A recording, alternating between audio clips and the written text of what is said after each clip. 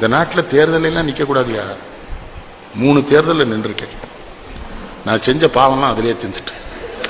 ஏன்னா எவனை கும்பிட்டேன்னு தெரியாது, எதுக்கு கும்பிட்டேன்னு தெரியாது. என்ன ராஜேந்திரன் தப்பிச்சுட்டு இல்லாமா? நீ கொடுத்து வச்சவன். எவனையெல்லாம் கும்பிட்டேங்கிறிய? இந்த தேர்தல் நேரத்தில் ஒரு பெரிய சங்கடம் ஐயா. ஒரு முழு முட்டாப்பையை தான் நமக்கு வழிகாட்டுவான். நம்ம திருக்குறள் படிச்சிருந்ததுக்கு அங்க கும்பிடுமா, இங்க கும்பிடுனா கோபப்படுவான். ஏன் தேர்தல் நின்று அவன் கேட்கான், அவன் நம்மளை நிறுத்தின மாதிரி. ஒரு தெருல 20 அம்மன் கோயில் இருக்கியா, தெரு மணி அடிப்பான். நல்ல சகுனம் நான் நம்ம துட்ட கொடுத்தா மணி அடிக்க சொல்லியிருக்கான். எல்லா அந்த பூசாரி என்ன பண்ணுதான், ஆன்னு ஒரு கொட்டாய் கொடுத்தான். உன்னை இவன் சொன்னா அம்பாள் வந்துட்டான்னா.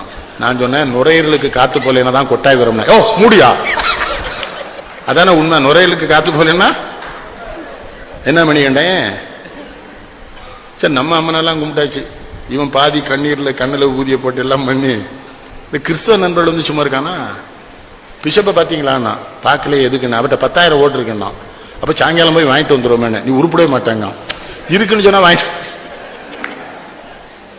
நான் பிஷப்பை பார்க்க போயிட்டேன். நம்ம சாமியார்னா கும்பிட தெரியும், பிஷப்பை கும்பிட தெரியுமானே. போனோன்னே எப்படின்னு கேட்டேன். அந்த மண்டி போட்டு அந்த மோதிரத்தில் முத்தம் கொடுக்கணும்னா. நான் முத்தம் கொடுத்தேன், அது எச்சியா இருந்தது. பிஷப்கிட்ட கேட்டேன் என்ன சாமின்னு. அந்த வேட்பாளர் இப்போ தான் முத்தம் கொடுத்துட்டு போனான். துடைக்குன்னா நீ வந்துட்டேன்னாரு. அப்போ தான் கேட்டேன் எத்தனை வேட்பாளர் வந்தான்னு. 10 வேட்பாளர் வந்துட்டான்னு. அப்போ ஓட்டு 10,000 1000 பிரிஞ்சுட்டு இது நமக்கு கிடைக்காது. வெளியில வந்த உடனே இன்னொரு வக்கீல் வந்தான், ஃபீலிக்ஸ் பண்ணான்ற உடனே. பிஷப்பை பார்த்தீங்களா? பார்த்தேன்னு. யோ அது ப்ராட்டஸ்டன்ட் பிஷப்பு. கேத்தலிக் பிஷப்பை பார்த்தேன்னா எனக்கு சந்தோஷம். ஓ நம்மள மாதிரி இவனையும் பிரிவு இருக்கு போல இருக்கு. மனுஷனுக்கு எச்சி புத்தி. கேத்தலிக் பிஷப்கிட்ட போனா இந்த எலெக்ஷன் நேரத்தில் துன்பப்படுத்தாம பார்த்தீங்களா, நின்னா தான் இந்த துன்பம் தெரியும். 4 பேர் நிற்கான். அவர் பாவமன்னிப்பு குண்டுக்குள்ள இருக்காரு. அங்க போய் ஓட்டு கழுங்க. ஒரு பாவமன்னிப்பு குண்டுல இருக்காரு. அண்ணாச்சி நேரம் இல்லை, இன்னும் 5 ஊருக்கு போகணும்ட்டான். நான் டக்குனால போய் மண்டி போட்டு சாமி நான் அந்த தொகுதியில் காங்கிரஸ் வேட்பாளராக போட்டிடுகிறேன். அவர் உடனே பரமண்டலத்தில் இருக்கிற பிதாவே, இந்த பாவி தேர்தல் என்கிற பாவக்களத்தில் காங்கிரஸ் கட்சி வேட்பாளராக நிற்கிற காரணத்தினால் இவனுடைய பாவத்தை ஏற்றி இவனை மன்னிப்பீராக. நான் என்ன பண்ண முடியும்? ஆமென் என்று சொல்லுவேன்.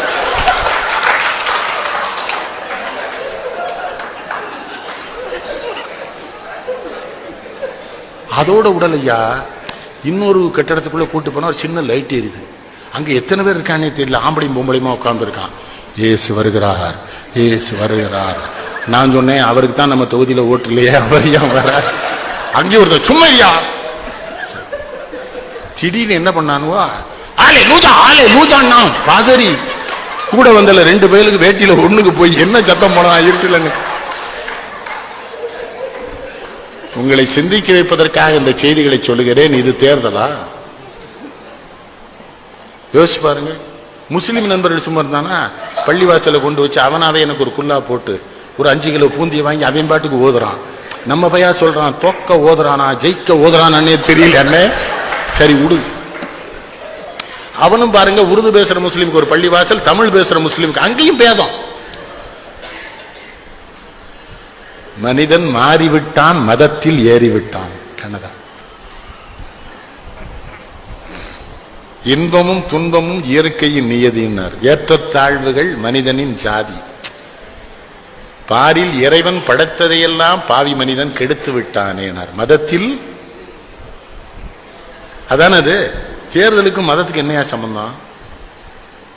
இருட்டுக்குள்ள ஒரு கிராமத்தில் போயிட்டு இருக்கேன், கும்பிடுங்கிறான். கும்பிட்டுட்டு பாக்குறேன் எரும மாடு போகுது. நம்ம திருக்குறளை படிச்சு தாலியை போட்டு அறுக்கவா இல்ல எரும மாட்டை கும்பிட விடுதே இல்லைங்க. மாட்டின் சொந்தக்காரர் எத்தனை மகிழ்ச்சி அடைவார்னு செருப்பால் அடிச்சிருக்கான். அவன் என்ன நினைப்பான், மாட்டுக்கும் மனுஷனுக்கு வித்தியாசம் தெரியாதவே வேட்பாளரா என்ன பாடு படிச்சுட்டானுவோ. ஒரு கிராமம், சின்ன கிராமம், ஊராட்சி மன்ற தலைவர் கணேசன். அவர் எப்படி இருப்பாரு? மாடு கிட்ட வச்சிருக்காரு, பருத்தி கொட்டையும் புண்ணாக்கும் கலக்கிட்டு இருக்காரு. காலையில அவர்கிட்ட கூட்டு போயிட்டான். அண்ணாச்சி வந்திருக்காங்களான்னு அவர் திரும்பினாரா, வேட்டியை விட்டார். நான் அவரை கும்பிடுறேன். அவருக்கு மனசுக்குள்ள மகிழ்ச்சி. நம் மனைவிக்கு பிறகு நம்மை முழுமையாக பார்த்த வேட்பாளர் இவராக இருப்பார். என்னுடைய வாக்கை இவருக்கே அளிப்பதென்று நல்லவேளை உங்களுக்கு சீட்டு கிடைக்கல. அந்த பக்கம் போயிடாதீங்க. அது இந்த பேரூராட்சி மன்றம்லாம் ரொம்ப கேவலமா இருக்கலாம். ராஜேந்திர சின்னம் பூரா தப்பு தப்பா கொடுத்துருதான். அன்பின் சின்னம் ரம்பம், அறிவின் சின்னம் ரம்பம்.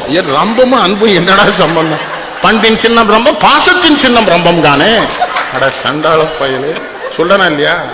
அதுல அன்னைக்கு வேலூர் கிட்ட ஒரு ஊர்ல கார்ல போயிட்டு இருக்காங்க, ஒருத்தன் சொல்றான், மறந்து விடாதீர்கள் 26ஆம் தேதி அதிகாலை எழுந்து குளித்து பொட்டிட்டு சாந்திட்டு புறப்பட்டு சென்று உங்கள் பொன்னான வாக்குகளை கிணத்திலேயே போடுமாறு கேட்டுக்கொள்கிறேன். ஆஹா,